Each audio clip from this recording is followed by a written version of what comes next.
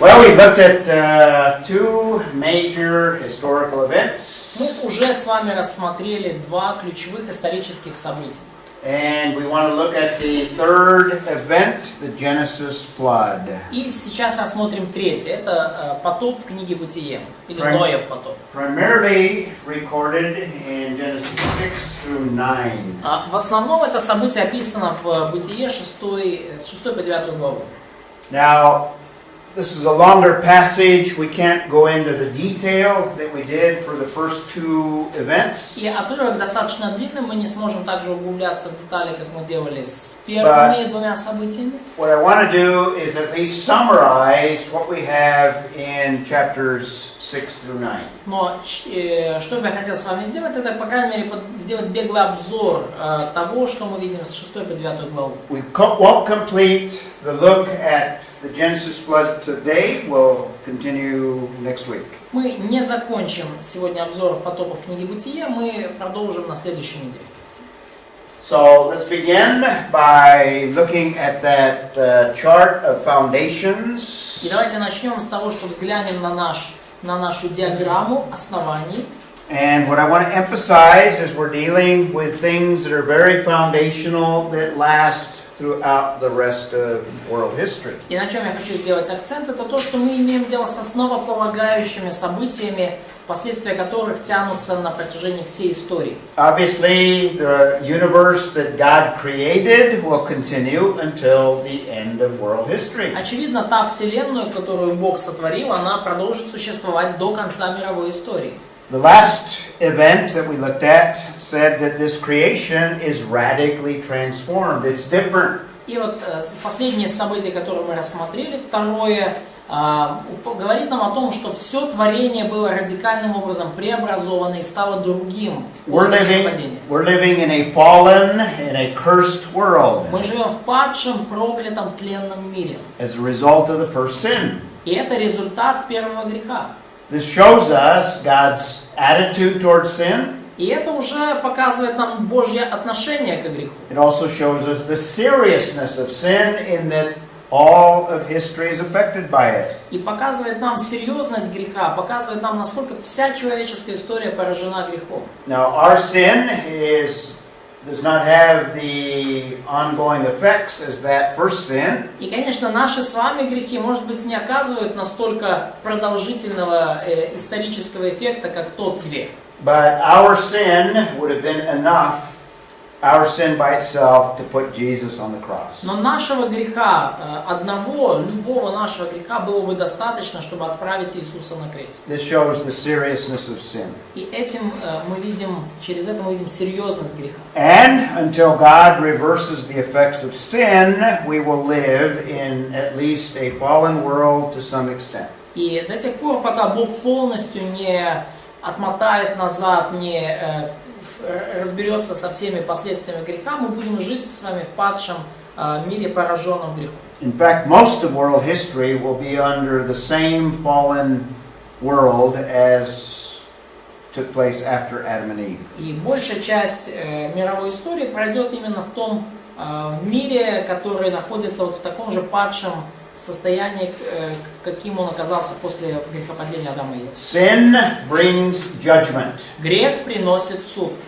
We saw God bring judgment on Adam and Eve. Мы видели, как Бог навел суд на Адама и Еву. That judgment affected the entire universe. И этот суд повлиял на целую вселенную. Now God also displayed judgment with the Genesis flood. И Бог также продемонстрировал свой суд при потопе Ноева. So what the Genesis flood teaches, one of the things that it teaches, И чему нас учит Ноев потоп? Одна из вещей. sin has a corrupting effect. У греха есть последствия, и грех оказывает разрушительное, разлагающее воздействие. In fact, we'll see that corrupting effect throughout world history. И мы увидим это разлагающее воздействие греха на протяжении всей мировой истории. The sin of Adam and Eve, you see that it progresses and becomes more and more damaging as time goes on. Грех Адама и Евы, мы увидим, как он продолжается, он прогрессирует и становится со временем все более и более разрушительным.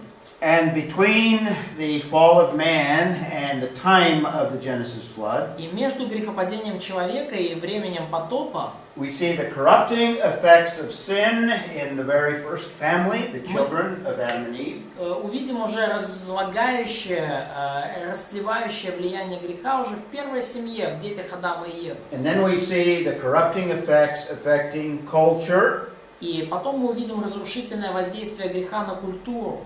And it continues to degenerate until we come to a time where God is going to wipe out all of humanity. И мы увидим, как грех продолжит разлагать человечество, и все дойдет до таких пределов, что Бог просто сотрет человечество с лица земли.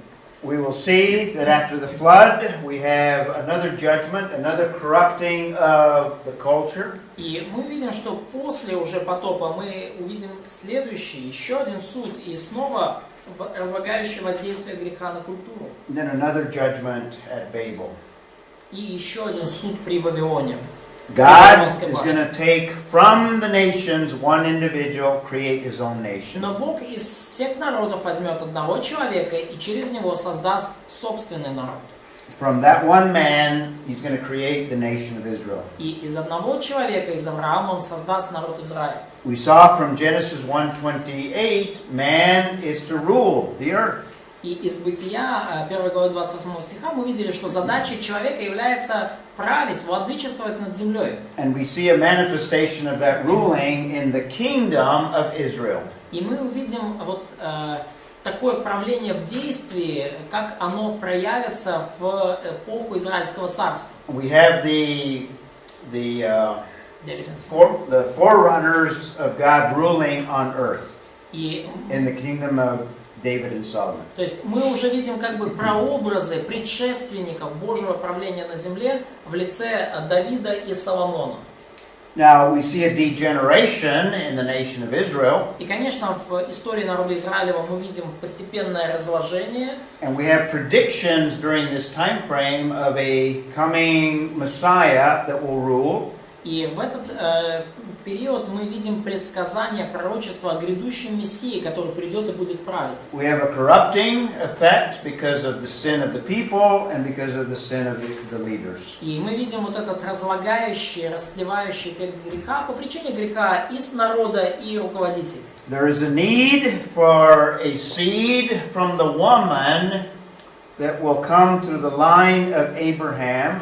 И мы видим вот эту вопиющую нужду в избавителе в семени жены, который должен произойти по линии Авраама. That not only rules, but comes to resolve the problem of evil. И это семя жены должно прийти не только для того, чтобы править, но Мессия должен прийти и разобраться с проблемой зла. The Messiah is predicted to come from Israel. И о Мессии предсказано, что он произойдет из Израиля. Now, sadly, Israel rejects her Messiah. К сожалению, Израиль своего Мессию отверг.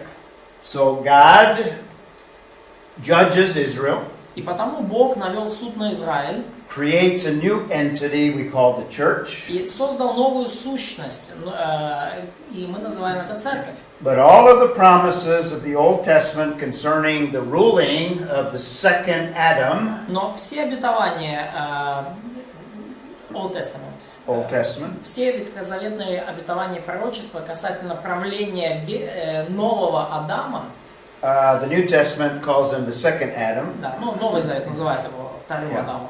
but the promises are in the Old Testament concerning Messiah. Но обетования в Ветхом Завете даны касательно Мессии.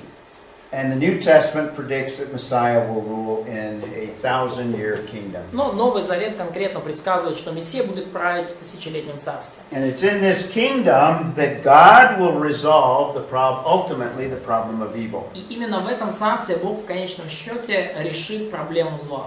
The coming of Messiah will judge sin on the cross, and he did that and died.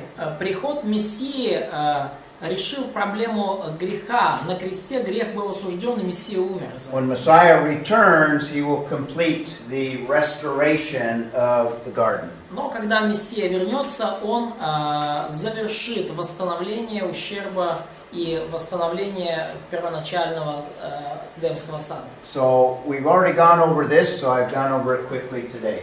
И мы уже как бы проходили через это сегодня кратко, я просто кратко вам напоминаю. Because I want to stress upon you just how these things build upon one another continually like building blocks. И я хочу просто указать вам через это, как каждое из этих событий, оно строится на предыдущем, как строительные блоки. So let's focus on this building block, the flood. Поэтому давайте сфокусируемся сейчас вот на этом строительном блоке, на потопе. And again, these events demonstrate something of the nature of God. И опять же, эти события что-то показывают нам о природе Бога. We can think and remember the story of the flood because it's a story. И мы можем размышлять об истории потопа, мы можем помнить историю потопа, потому что это история. But that story also implies a theology. Но в этой истории, в этом повествовании также включено богословие. And we'll develop some of those implications. И мы разовьем с вами, увидим выводы богословские. But in relationship to God, one of the things that it demonstrates is God is a God of grace, but also a God of wrath. Но в отношении Бога, что мы можем видеть уже из этой истории, это то, что Бог, с одной стороны, Бог благодати, но Он также Бог гнева. We're going to see the story of the flood illustrates not just judgment, Мы увидим, что история потопа показывает нам не только историю суда, not just wrath, не только Божий гнев, but it's going to demonstrate salvation and grace. но также эта история показывает нам спасение и благодать Божию. It's a story of God saving humanity, Это история того, как Бог спасает человечество. saving one family that will be the father of the rest of humanity after the flood. Спасает одну семью, которая станет семьей прародительницей всех остальных народов и людей на земле нашей. So the Genesis flood is an illustration of God's grace and God's wrath. И потому Ноев потоп – это иллюстрация Божьей благодати и Божьего гнева. So we've seen the creation, first historical event. И мы с вами увидели сотворение, первое историческое событие. We've seen the fall of man. Мы увидели грехопадение человека. And now we will take a look at the flood of Noah. И теперь мы с вами рассмотрим Ноев потоп. And using our very conservative chronology, I date the flood at 2487. И используя нашу весьма такую консервативную хронологию, я датирую потоп 2487 годом до нашей эры. And by the way, the chronology that I've developed here is based on a scholar by the name of Harold Honer. И, кстати, хронология, которую я вам здесь показываю, она основана на исследованиях ученого Геральд Коннер. Harold Honer. Да, Геральд Коннер. Сейчас я... He died not too long ago. He wasn't very old, but he died relatively young. Он умер не так давно, он не был пожилым человеком, но умер относительно в молодом возрасте. He did a lot of work in the area of Bible chronology and time frame. И он много труда совершил в отношении библейской хронологии и временных каких-то вопросов, аспектов. The basis of his chronology, I come up with a date for the flood of 2487 BC. И на основе его исследований я вывел вот такую дату для потопа, как 2487 год. Using the numbers in the book of Genesis for the ages of the patriarchs. Числа в книге Бытие, связанные с возрастом патриарха. So, back to the outline of the book of Genesis. Итак, давайте вернемся к нашему плану книги Бытие.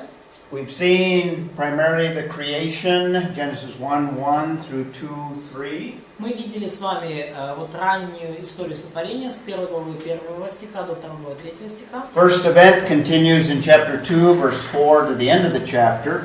И далее мы видим первое такое важное событие в истории человечества со 2 главы 4 стиха до 3:24. And then we have the fall in chapter 3, the fall of man.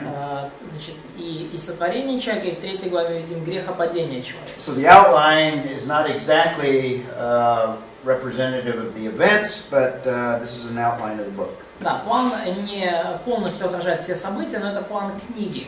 So we have the early history of mankind, И далее мы видим раннюю историю человечества. and then we have the early history of civilization, chapter 4 through chapter 9. Во 2-3 главе, и далее мы видим раннюю историю цивилизации с 4 по 9 главу. And this is the third outline sheet, by the way. И, кстати, это уже третья страничка вашего плана. Okay. Кстати. And on that outline sheet I've handed out, I've got all of this. И на вашей там плане я все это указал. We see the effects of sin in that civilization declines. И мы увидим, как грех привел к упадку цивилизации. Chapter 4, verse 1 through chapter 6, verse 8. С 4 главы 1 стиха до 6 главы 8 стиха. So let's take a look at that portion. Поэтому давайте рассмотрим с вами этот раздел. Oh, this is out of order. This just refers back to the nature of God. I Да, ну вот это put it немножко out of order. не по порядку я поместил, а это отражает нам просто природу Божью. Now, if we had more time, we could develop what's going on in these early chapters here, 4, 1 through 6, 8. But essentially, you have the decline of civilization. Если бы у нас было больше времени, мы подробнее разобрали, что проходило между 4 и началом 6 главы книги Бытия, но в целом мы там видим упадок цивилизации. It doesn't give a lot of detail, Деталей много не приведено. and it's mainly the genealogical record of Adam's descendants, Adam and Eve's В descendants. целом это просто одна длинная родословная, генеалогическая линия потомков Адама и Евы. There is a godly line, in other words, people that call on the name of the Lord. One of them is Enoch. И есть там вот в этом родословии Адама и Евы потомков благочестивая какая-то линия, ветвь, люди, которые призывали имя Господне, в их числе господин Енох. But you also have an ungodly line, and it just has a record. It doesn't trace the numbers in the ungodly line. Ага. И есть также ветвь неблагочестивых товарищей, и там просто перечислены их имена, годы жизни не сказаны. But it leads us to chapter 6. Но все это ведет нас к 6 главе. And in that passage, we have a statement that describes that corrupting effect of civilization. И в этом отрывке мы видим утверждение, указывающее на разлагающую природу греха и разложившуюся цивилизацию. And I think Yulia, did you read last? Is it Oleg's turn? Chapter 6, read verse 5. Тебе надо читать. 6 глава, 5 стих. Прочитайте кто-то. І побачив Господь Бог. Давай. І побачив Господь Бог, що велике розбещення людей на землі, і що всі їх думки і помисли серця їх були злом повсякденним. So after all of those years, this is the corrupting effects of civilization. И после всех этих лет мы видим вот разложившийся характер цивилизации, развращение. Mankind doesn't progressively evolve and get better and better. Человечество не прогрессирует эволюционным образом со временем, человечество не становится со временем лучше и лучше. Man degenerates to a point where he's on the verge of destroying himself. Человечество развращается вот до той точки, что оно уже вот буквально на грани саморазрушения. So wickedness of man is great on the earth. Поэтому развращение и нечестие людей на земле было велико. To the extent that every intent of the thoughts of his heart is only evil continually. До такой степени, что все мысли и помышления сердца были их зло во всякое время. Vlad, read 7 and 8. Влад, прочитай, пожалуйста, с 7 по 9 стих. 7 и 8 стих. 7-8. И вошел Ной, сыновья. Нет, 6 глава, 7-8 стих. 6. И сказал Господь: истреблю с лица земли человеков, которых я сотворил, от человека до скотов, гадов, птиц небесных истреблю, ибо я раскаялся, что создал их. Ной же обрел благодать перед очами Господа. Okay, so God, it says, was sorry that he made man, and now he's going to blot man out. То есть мы видим, что Бог раскаялся, Он пожалел, что создал человека на земле, и сейчас Он собирается стереть человечество с лица земли. The first implication that we can draw И первый вывод, который мы можем вывести из этого, is what I've been developing already. We can call that the corrupting effects of sin. это то, что я уже о чем с вами говорил, это тлетворное, растлевающее влияние греха. So in chapters 3 and 4, И в главах 3 и 4 we see sin beginning in chapter 4 with the first family of Adam and Eve. мы видим, как грех начинается в 4 главе с первой семьи Адама и Евы. So sin begins, we have, that's with Adam and Eve, and then Eve is deceived. То есть мы видим, грех начинается еще собственно, Адама и Евы в 3 главе. То есть там Ева была обманута. This is the first sin. Это самый первый грех. It's by individuals, by Adam and Eve. Он был совершен отдельными людьми, Адамом и Евой. Sin is always against God. И грех, он всегда направлен против Бога. But there is a sacrifice and a provision for sin. Но есть также жертва, которая обеспечивает какое-то избавление от греха, кожаной одежды. That's chapter 3, that's Adam and Eve. Это 3 глава, это Адам и Ева. In chapter 4, we see that sin progresses. Now we have the first murder. В главе 4 мы видим, что грех прогрессирует, развивается, и далее мы видим первое убийство. And it's even worse than simply deception. И теперь это уже хуже, чем просто обольщение и обман. It's a premeditated murder. Теперь мы уже видим преднамеренное убийство. And it affects not just the individuals, but now it affects the whole family. И это грех сейчас касается уже не только отдельных людей, но всей семьи. It's always against God, but now it's also against man's fellow man. И первый грех был против самого Бога, но уже грех в 4 главе, он направлен против ближнего у человека. And now we still require a sacrifice. И мы видим, что до сих пор грех требует жертвы. And that's also in chapter 4, Мы видим это the need также for sacrifice. в 4 главе, нужду, необходимость We жертвы. have God's evaluation given to us. И далее мы видим, какую оценку происходящему дает Бог. In fact, we already read one of the verses here. Кстати, мы уже прочитали один из стихов с этой оценкой. The original creation in 1:31, God saw that it was very good. И изначальное творение в 1 главе 31 стихе мы видим, что оно было очень, весьма хорошо. So between verse 31, we see the introduction of sin, and we also see the progress of sin. И после 31 стиха мы увидели то, как грех появился, и то, как он начал развиваться. And then notice in verse 31, Elohim sees, but now, go ahead. В стихе 1.31 мы видим, что вот Элохим увидел. But now in 6:5, Yahweh sees. Но в 6.5 мы видим, что увидел Господь. Sees that the wickedness of man is great. Вот великое развращение и нечестие людей. So we have always a degeneration. И всегда мы видим результат греха, развращение, растление. There's a second law. Есть второй закон. Second law of thermodynamics. И второй закон термодинамики. There appears to be, along with it, a law of degeneration. We might call that a law of spiritual dynamics. И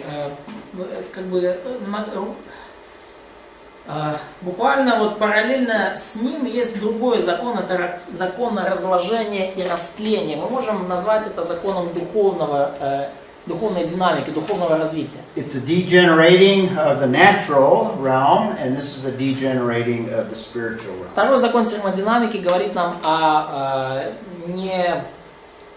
неостановимом растлении в физической сфере, а закон духовной динамики указывает нам на непреодолимое растление в духовной сфере. So that's the condition of mankind as a result of the effects of sin. И вот это состояние человечества в результате всех этих последствий греха. So we have the decline of civilization, and now we're going to have the destruction of civilization as a result of judgment. И мы видим упадок цивилизации, и теперь мы увидим, как результат суда, уничтожение цивилизации. And that runs from chapter 6, verse 9 through chapter 8, verse 22. И это будет от 6 главы 9 стиха до 8 главы 22 стиха. And the first thing that we have are the designs for the flood. И первое, что мы видим, это замысел о потопе. And then we will have the deluge itself, or the flood, chapter 7, 6 through 24. Из 7 главы 6 стиха до 24 мы видим, собственно, уже исполнение этих замыслов, осуществление потопа. And we will also, in chapter 8, 1 through 22, we have the decrease of the flood, the increase and the decrease of the flood. И в 8 главе мы видим постепенный спад потопа, мы видим, как потоп постепенно идет на спад. Or receding of the flood, however you want to call it. То есть здесь мы видим как появление и усиление потопа, потом мы видим спад. A summary of the story, this is the essence of this whole passage. Итак, итог, так сказать, вот такое краткое изложение всей этой истории, всей этой главы. I've already told you that it's a judgment. Как я уже говорил вам, эта история повествует о суде. It's a judgment of the wicked or the unbeliever. О суде над нечестивым, над неверующим, над нечестивыми. And the judgment is universal, all of mankind. И суд в данном случае всемирный, то есть все человечество попадает под раздачу. And all of the earth. И вся земля. But it's also all of the earth, it's also a story, let's see, Deliverance or something. deliverance. Да, Yes. но также это история избавления и спасения. And a deliverance of those that God has made righteous or declared И righteous. избавление тех, кого Бог соделал или провозгласил праведными. Those that, it doesn't tell us specifically, but we can assume that they trusted in Yahweh. Нам не сказано конкретно, в чем заключалась праведность, но похоже, что речь шла о том, что они доверяли Яхве. So the flood is universal in judgment, but it's selective in terms of the salvation. Но потоп и суд являются универсальными, но они все же избирательны в отношении спасения. Selective in that it includes Noah's family. И избирательно заключается в том, что спасается семья Ноя. And it's selective in some of the animals are taken on the ark for salvation. И также некоторые животные взяты в ковчег для спасения. That's a kind of a big picture of what we have in these three chapters. Это вот такая большая картина того, что мы видим в этих главах. Now, rather than looking at the passages specifically in detail, Но вместо того, чтобы рассматривать отрывок так детально, what I've tried to do is to summarize some of the main things that we have in this passage. It's too long to look at in too much detail. что я постараюсь сделать, это дать краткий обзор, суммировать то, что есть в этих отрывках, потому что слишком много текста, чтобы нырять. But one of the things that I'm trying to impress upon you in this course as well, Но одна из вещей, которые я попытаюсь донести до вас в течение этого курса, I'm giving you a biblical worldview that is in contrast to the unbelieving worldview. я вам на этом курсе излагаю библейское мировоззрение, которое противоположно мировоззрению неверующих людей. We need to be prepared to confront a lost world. И нам нужно быть готовыми к тому, чтобы мы столкнемся с людьми из этого потерянного мира.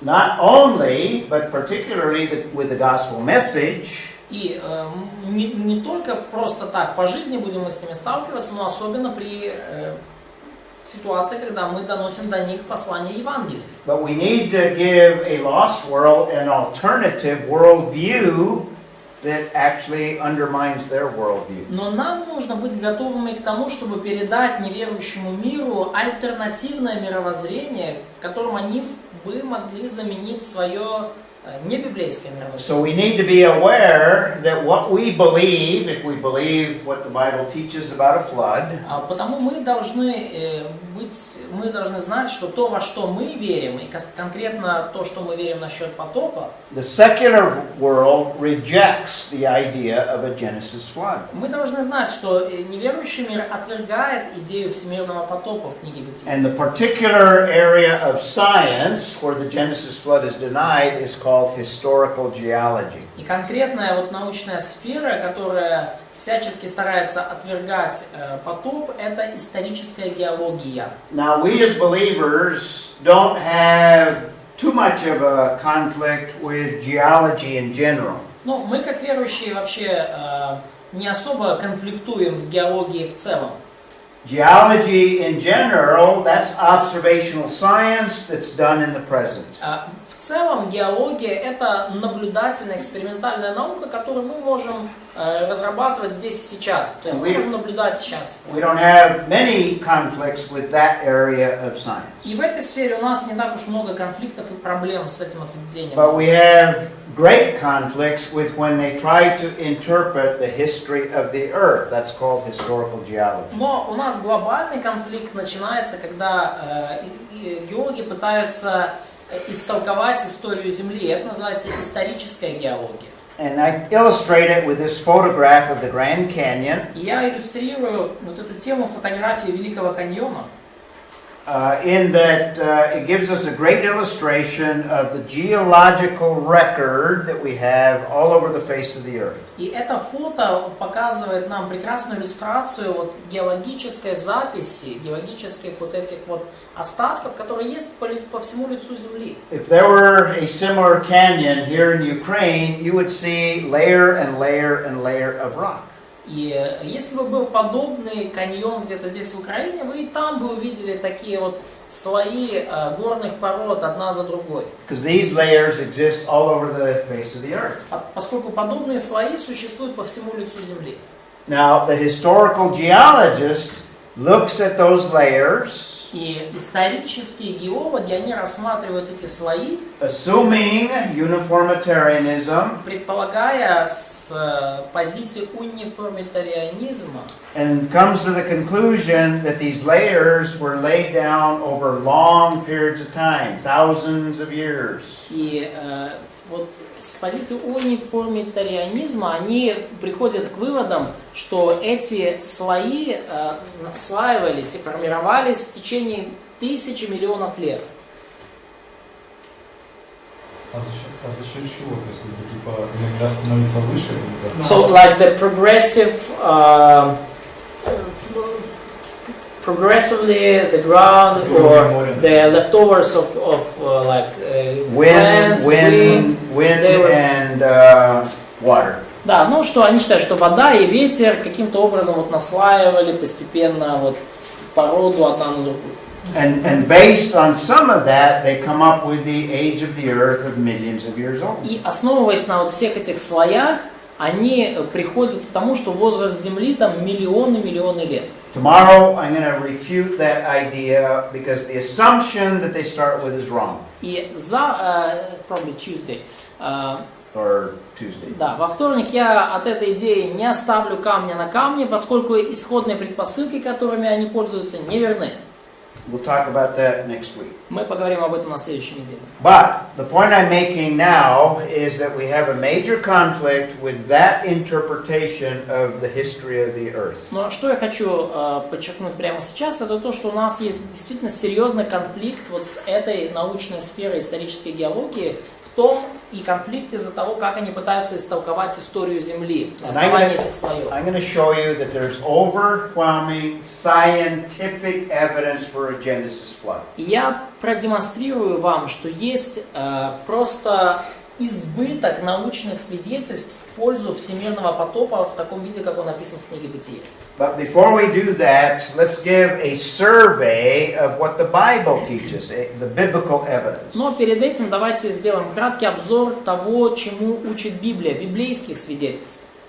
And what we want to do is first, we saw the corrupting effects of sin. И что мы видим? Во-первых, мы уже увидели тлетворное влияние греха. And the biblical text more than implies, but actually I think states overtly that what we have is a universal flood. И библейский текст не просто подразумевает, но, похоже, прямым текстом говорит, что мы имеем дело со всемирным потопом, потопом по всему лицу земли. Just like if you take Genesis 1 in a literal, grammatical, historical, contextual approach, Точно так же, как если вы рассматриваете Бытие первую главу, буквально используя историко-грамматический подход, you will conclude that God created in 6 successive 24-hour periods of time.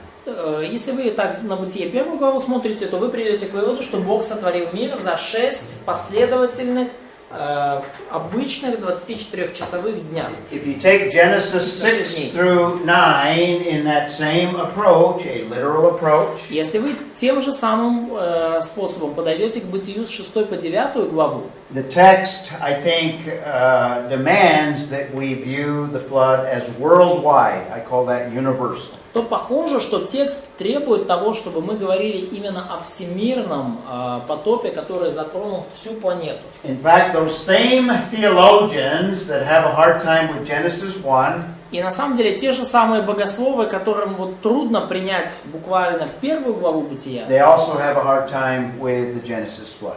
им с тем же трудом дается буквальное восприятие глав о потопе. And they come up with what they call a local flood. И они придумывают, так сказать, взамен гипотезу об местном потопе.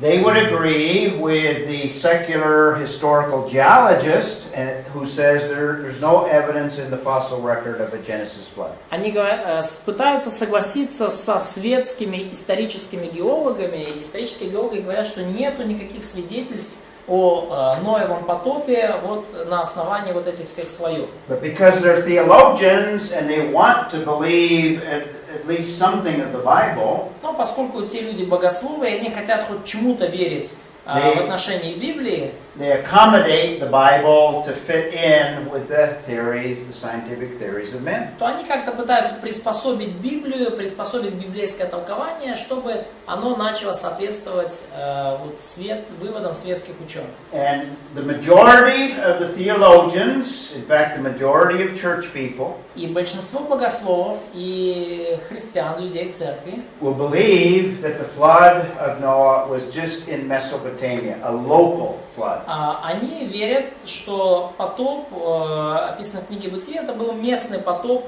затопивший одну лишь Месопотамию. But they have to stretch the language of the text Но ради этого им приходится просто растягивать и перегибать через колено язык текста. and I think that's a mistake. И я думаю, что это большая ошибка. I think we can accept the scriptures in a literal way and see that they are trying to portray a universal flood. Я думаю, что нам не нужно перекручивать текст, я думаю, нам нужно рассматривать текст буквально, и если мы так сделаем, мы увидим всемирный потоп. And in fact, the scientific evidence supports that anyway. И, кстати, научные данные точно так же поддерживают эту идею. So there's no need to compromise Genesis 1, and there's no need to compromise the Genesis flood. Поэтому нет никакой необходимости в том, чтобы идти на компромиссы с первой главой книги Бытия, и точно так же нет нужды в компромиссах с главами о потопе. So let's summarize and pull together a lot of the details of the text И давайте that support the idea of a universal flood. суммируем и соберем вместе все детали текста, которые говорят о всемирном потопе. And let me just list them in broader categories. Разрешите, я просто перечислю их в таких широких очень категориях. First of all, number one, obviously, we start with God Himself. God determines to bring a universal flood. Ну, во-первых, что мы уже видели с вами в тексте, что Бог определил, Бог решил устроить именно всемирный потоп. For example, we already read verse 7, chapter 6, verse 7. Мы уже с вами читали 6 главу 7 стих. God said, I will blot out man whom I have created from the face of the land. In other words, all of mankind. И Господь сказал, истреблю с лица земли человеков, которых я сотворил. Иными словами, все человечество. And besides that, he says in verse 17 that he's going to bring a flood of water upon the earth, not just Mesopotamia. И помимо этого, в 6 главе 17 стихе Бог говорит: «И вот я наведу на землю потоп водный», не просто на Месопотамию. This is what God has determined. This is God's intent. Вот что определил, задумал Бог, это его намерение. God is the one that brings the flood. Именно Бог навел на землю потоп. And if all of mankind is sinful, then all of mankind requires a judgment. И если все человечество греховно и развращено, то значит, что все человечество требует суда, достойно суда. And there's other passages in there that indicate that this is God's determination because he keeps repeating over and over what he's going to do. И если мы еще учтем другие отрывки, то мы увидим четкое намерение Бога, потому что Бог повторяет снова и снова, что Он вознамерился сделать. We also have passages like that one we read in verse 5, the corruption is universal. И точно так же есть у нас отрывки, подобные тому, который в 5 стихе, говорящие, что развращение повсеместное. Оно везде, по всей земле. The wickedness of man overall, not just men in Mesopotamia. Развращение человеков на земле велико, не только в Месопотамии. But the wickedness of all men is great on the earth, not just in a localized area. Да, развращение человеков на земле, всех людей, не только в Месопотамии. And every intent, verse 5, every intent of the thoughts of his heart was evil. Continually, universal corruption. Все мысли и помышления сердца их были зло во всякое время, полное вселенское развращение. The destruction that is described is a destruction of a universal nature. И уничтожение, которое описано здесь, это уничтожение всеобщего вселенского характера. Just a few examples of that destruction. First of all the earth. Просто несколько примеров этого обещанного уничтожения. Во-первых, говорится, что вся земля будет уничтожена. All mankind. Все человечество. All air-breathing animals are destroyed. Все дышащее на земле будет уничтожено. There's only one exception that is described. Да. И лишь одно исключение описано. Only one exception is Noah and his family. Единственное исключение, что не будет уничтожено, это семья Ноя. So the destruction is described as a universal destruction. Итак, уничтожение описано как вселенское. And we'll look at some of those verses later on. И мы чуть позже рассмотрим некоторые из этих стихов. Fourthly, universal language is used in the text, the details of the text. В тексте, в деталях текста используется язык, подчеркивающий универсальность. The word kol is used, the Hebrew word kol. Слово «кол» на иврите используется часто. That's translated in the English, and it's probably similar in the Russian, translated all. Это слово, которое в иврите и в русском переводится как «все», «каждое». Gives the idea of universal, including all things. То есть несет в себе идею такой всеобъемлющести, всего, что только можно. So the word all and the word every is very common in the biblical text. Поэтому в библейском тексте о потопе слова «все», «всех» и слово «каждый» также весьма распространены. For example, coal is used with the earth, all of the earth, or all flesh. All Например, flesh. Используется слово «кол», когда говорится о всякой плоти, All the earth. о всей земле, которая уничтожится. All of the fountains are bringing forth Обо всех material. источниках, которые... All the fountains of the earth are exploding. Да. All the mountains are covered. All of the mountains are covered. Обо всех, источниках земли, которые там рванули, все горы земли были покрыты. How do you cover all of the mountains in Mesopotamia? It's going to go beyond the mountains. То есть, как вы можете закрыть потопом все горы в Месопотамии и только там? Оно должно и дальше как-то, наверное, разлиться. So probably, if it's just in Mesopotamia, it looks like a big pool. Yeah. Big pool Mesopotamia. That goes against the laws of physics. Да, но это, конечно, как бы... So it talks about all mankind. Говорится обо всем человечестве. all beasts, обо всех зверях полевых. all successive generations, Да, все поколения, которые следовали одно за другим. all living creatures. И обо всех живых существах. And then it speaks of everything being destroyed, И говорится о том, что все, каждая вещь будет уничтожена. every living thing or every nephesh, Все живое, одушевленное, нефеш, every kinds of animals, каждый вид животных, and the waters are spread everywhere on the earth. каждый род животных, и также вода будет распространена везде на земле. Every creeping thing is destroyed, Каждое пресмыкающееся будет уничтожено, every swarming thing, все ползучее,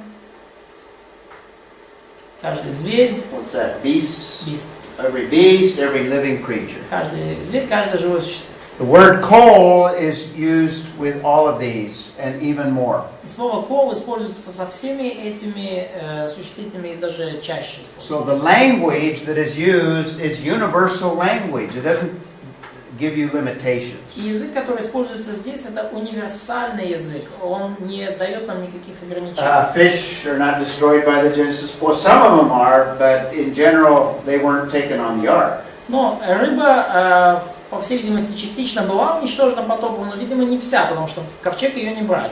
Some fish were destroyed because we have them in the fossil record. Но We'll talk some more about that. некоторые рыбы таки были уничтожены, потому что мы их находим в ископаемых вот этих отпечатках. That's why I said air-breathing creatures. Вот почему я сказал, что все дышащее, как бы в английском все дышащее воздухом было уничтожено. Okay? More on universal language, even the words associated with the flood, the terms that are used for the flood. И скажем даже больше про вот этот особый универсальный язык, вот те термины, которые касаются самого потопа. There's a unique description of the Genesis flood throughout Scripture, both New Testament and Old Testament. Они особые, и потоп описывается особым уникальным образом, как в Ветхом, так и в Новом Завете. The Hebrew word mabul Еврейское слово «мабул» is only used of the Genesis flood. используется для описания лишь только потопа в книге Бытие. Mabul is used in other contexts besides Genesis 6 through 9. Слово «мабул» используется и в других контекстах, помимо Бытие 6. But it's always used only of the Genesis flood. Но всегда это слово используется для описания потопа. This is a unique flood with a unique term describing it. Уникальный потоп, и для его описания используется уникальный термин. There are other Hebrew terms that describe flooding or flowing waters. Есть другие еврейские термины, которые описывают потоп или воды потопа. Yeah, or is a Hebrew word that could describe a flood, but it's never used of the Genesis flood. Яор — это еще одно слово на иврите, которое может описывать потоп затопления, но оно никогда не используется для потопа в книге Бытие, Ноева потопа. Nor is Mabul used of any other kind of flood. So even It's local, unique. it doesn't used for local flood. No. It's So, used these other words. То есть идея в том, что для обозначения местных таких затоплений используются вот эти слова, которые фиолетовым, да, а слово «мабул» используется только для всемирного потопа, потопа в книге Бытия. There's another word in Hebrew that is used for other kinds of floods, nahar. Есть еще одно слово на еврейском «нахар», оно также говорит о другого рода затоплениях. And even a word nachal, another Hebrew word for flooding or moving waters or flooding waters. И есть еще одно слово «нахал» на иврите, которое говорит о Nachal. да, как бы текущих водах или затапливающих водах, или о каких-то затоплениях, подтоплениях.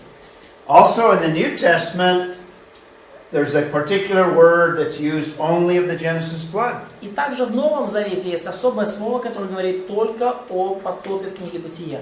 Jesus uses it. It's used in other places in the New Testament. Kataklysmos. Иисус использует вот это слово в Новом Завете, It's the only word that's used for the Genesis flood. говоря о потопе Ноевом, и это слово катаклисмос.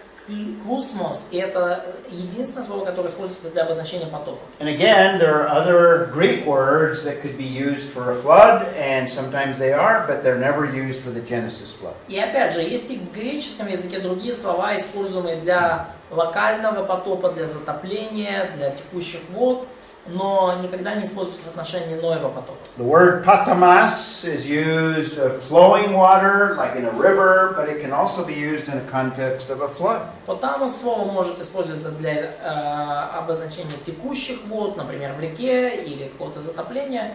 Plemura is another Greek word that is used for moving or flooding waters. Плеймора также двигающиеся, текущие воды. These are never used of the Genesis flood. Никогда ни одно из этих слов не используется для обозначения Ноева потопа в книге Бытие. Only kataklusmas, and kataklusmas is not used for any other kind except the И Genesis flood. только слово катаклусмос используется, и оно не используется для описания никаких других событий. So the language of the text speaking of the uniqueness of the Genesis flood. Поэтому сам по себе язык текста говорит нам об уникальности потопа в книге Бытие. We have universal language. Так, мы видим этот универсальный язык.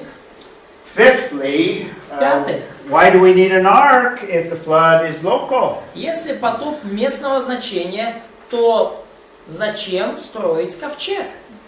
When God brought fire and brimstone from heaven on the cities of Sodom and Gomorrah, Когда Бог навел на Содом и Гоморру огонь и серу с небес, He didn't tell Lot to build a bomb shelter. Он не сказал а ну-ка быстренько выкопал себе бункер, бомбоубежище. He told Lot to do what? Он сказал, что Лоту? Get out of town. Собирай манатки и вон живо из города.